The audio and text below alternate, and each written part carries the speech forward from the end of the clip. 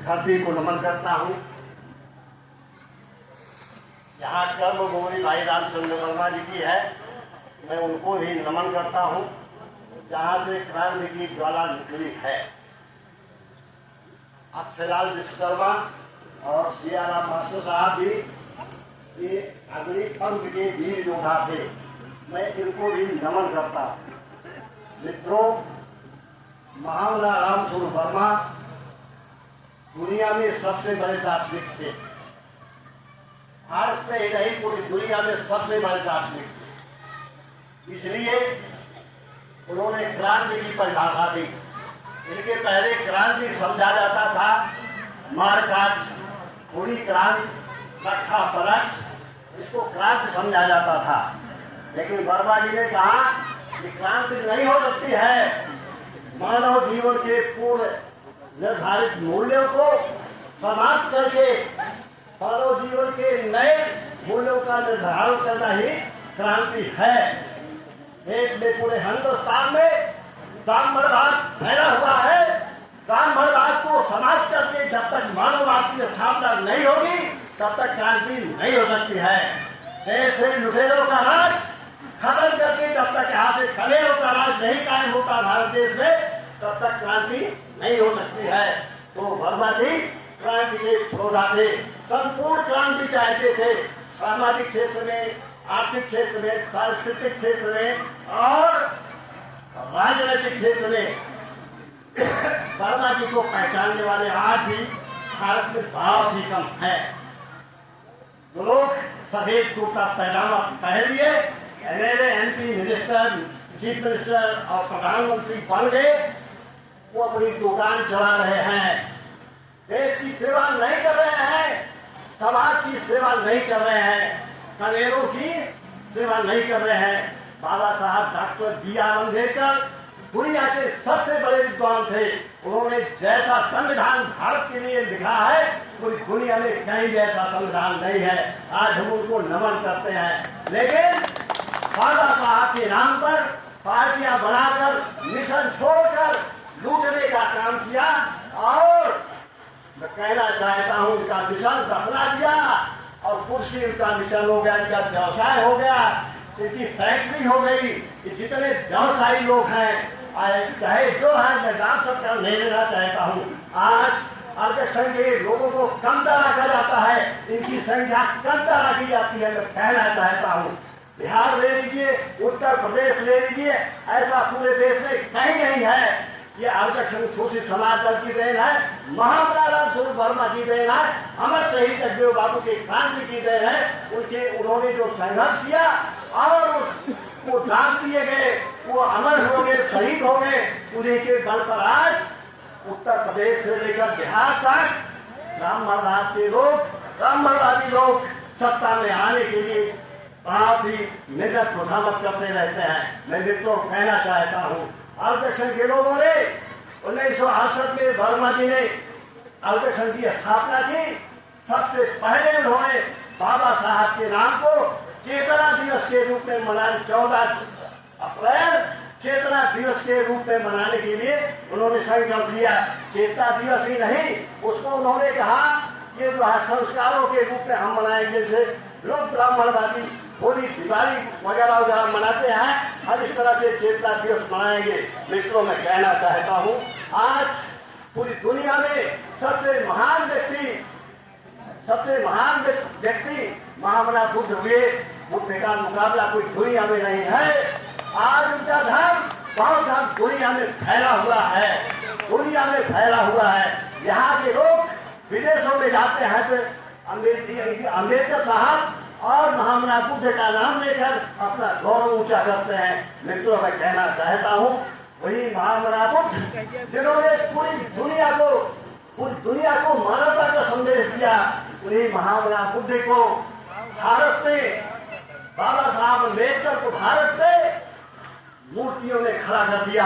आज जगह जगह पर मूर्तियां लगाकर, फूल माला चढ़ाकर, घंटा बजाकर और माला चढ़ाकर, अगरबत्ती सुलगाकर अपना काम समाप्त करते हैं। मित्रों, वर्मा जी ने कहा था हम किसी की भक्ति शुरू करते, उसको श्रद्धांजलि देना शुरू करते और श्रद्धा सुमन अर्पित करना शुरू कर दें तो श्रद्धा और भक्ति और आस्था ये ब्राह्मणवादी संस्कार है। आरक्षण के लोग, आरक्षण के मन से जब कोई बोलता है, आरक्षण का सिपाही बोलता है तो बात बिगड़ जाती है, और दूसरा आदमी बोलता है तो भी साफ हो जाती है। मित्रों, मैं कहना चाहता हूँ महामना बुद्ध के विचारों को, बाबा साहब अम्बेडकर के विचारों को लेकर आरक्षण संघर्षरत है। आज भी हम एक संख्या, हमारे बाल सफेद हो गए हैं। हम लोग जब चले हैं 1975 के आसपास से, कितने लोग थे सबके बाल काले थे, बाल काले थे, जगह जगह उड़ाना भी सुनने को मिलता था। आरक्षण के सारे लौंडे ये लोग हैं, कोई बुजुर्ग आदमी, कोई सीनियर आदमी नहीं है। आज उनके बाल काले थे, आज सबके लोगों के बाल सफेद हो गए हैं। और काले बाल वाले क्या हो गए, इसका आप ही बता दीजिए क्या हो गए। जुड़ना चाहिए था, नहीं जुड़े। आरक्षण का संगठन सिकुड़ा है, संख्या कम हुई है, लेकिन विचार पूरे उत्तरी भारत में फैला है, पूरे देश में फैला है। आरक्षण का विचार पूरे देश में फैला है। मित्रों, मैं कहना चाहता हूँ, आज मुख्यमंत्री कोई बनता है तो आरक्षण शोषित समाज दल और रामस्वरूप वर्मा, अमर शहीद बाबू जगदेव प्रसाद की कमाई से, उनकी क्रांति के नारे से वो बनता है।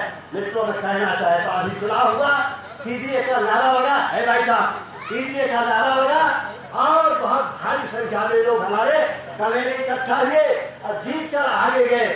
और कीजिए का नारा देने वाले आप समझते क्या करते हैं?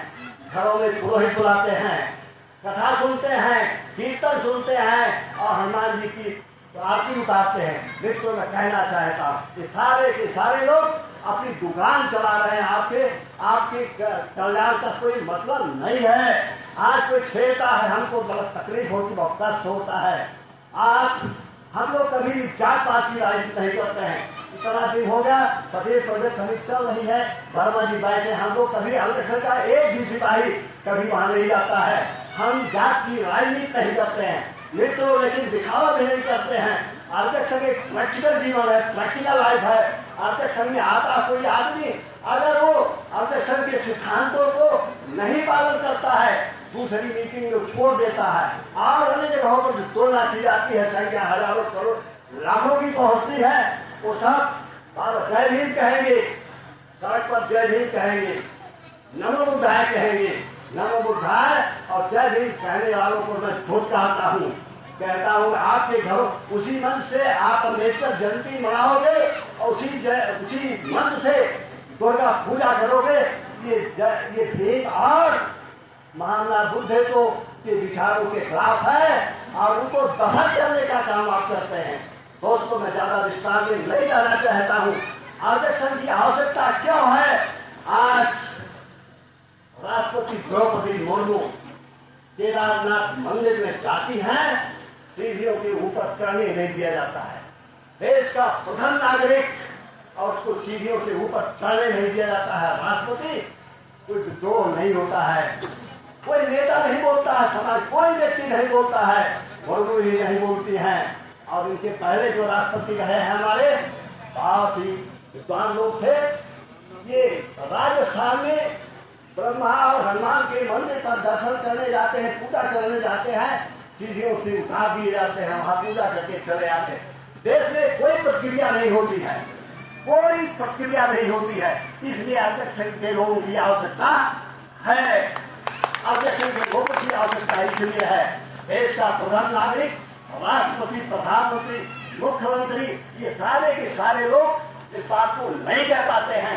आरक्षण के लोग उस बात को कहते हैं। आप मत मानिए आरक्षण घोषित समाज दल को कमजोर मत मानिए।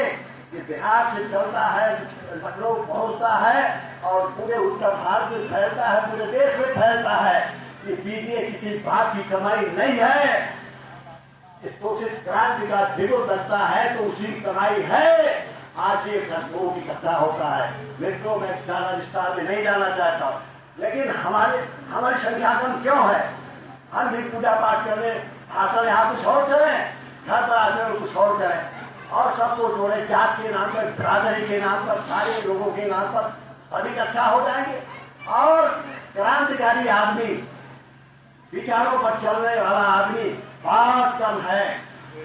बता दीजिए हमारे देश में कितने एमएलए एमपी हैं, कितने मिनिस्टर हैं, कितने दार्शनिक हैं और कितने डॉक्टर हैं, कितने नेता हैं जिनके घरों पर पुरोहित नहीं है। वे बता दे जिनके घरों पर पुरोहित नहीं है। आरक्षण का सिपाही जो आज सिपाही बनता है, कब से उसके यहाँ से पुरोहिती व्यवस्था खत्म हो जाती है, पुरोहित खत्म हो जाता है।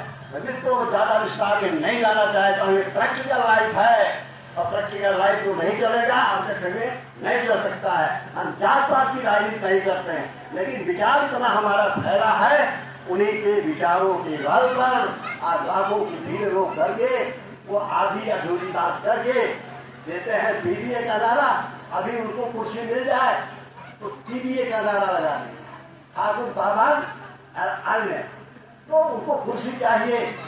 ये सौदागर हैं, ये आपकी कीमत को बेचने वाले लोग हैं, इनके पहचान में आने की आवश्यकता नहीं है। लेकिन ये वर्मा जी कहते थे, ये सोशलिस्ट पार्टी की राजनीति शुरू किया इन्होंने, और लोहिया साहब ने कहा, लोहिया साहब रामायण मेला भी लगवाते थे जिनकी आलोचना भी हुई। लोहिया साहब कहते थे, एक बार वो रामायण मेले के बहाने उसी के बाद एक सामाजिक सम्मेलन हुआ, उसने कहा कौन कौन सी नारियां देश की पतिव्रता रही हैं, पंडित रही हैं। कोई किसी का सावित्री का नाम लेता है, कोई अनुसुईया का नाम लेता है, कोई किसी का नाम लेता है, और जब महाराजा सिंह भारती का नाम आता है तो कहते हैं कि लोहिया साहब, इस राजतंत्र में आप पवित्र नारी कहाँ खोज रहे हैं, कहाँ खोज रहे हैं। लोहिया के पास कोई जवाब नहीं था। रामायण मेला लगवाते थे। वर्मा जी ने कहा जिस रामायण में करोड़ों के लिए गाली लिखी गई हो, इसकी उपेक्षा लिखी हुई गई हो, उस रामायण का आप मेला लगवाते हैं। उन्होंने कहा वर्मा जी ऐसा है, तो उन्होंने कहा, लोहिया साहब ने कहा संभव क्षमता। वर्मा जी ने कहा नहीं। लोहिया विदेश जा रहे थे, वर्मा जी ने हटा दिया उनको। 3 दिन तक रात और दिन तहसील और सम्मेलन के रूप में इकट्ठा लोग हो गए। वर्मा जी ने कहा कि संभव क्षमता नहीं, ये संपूर्ण क्षमता होनी चाहिए, संपूर्ण क्रांति होनी चाहिए। आपका ये आपका रास्ता ये कमेरों के लिए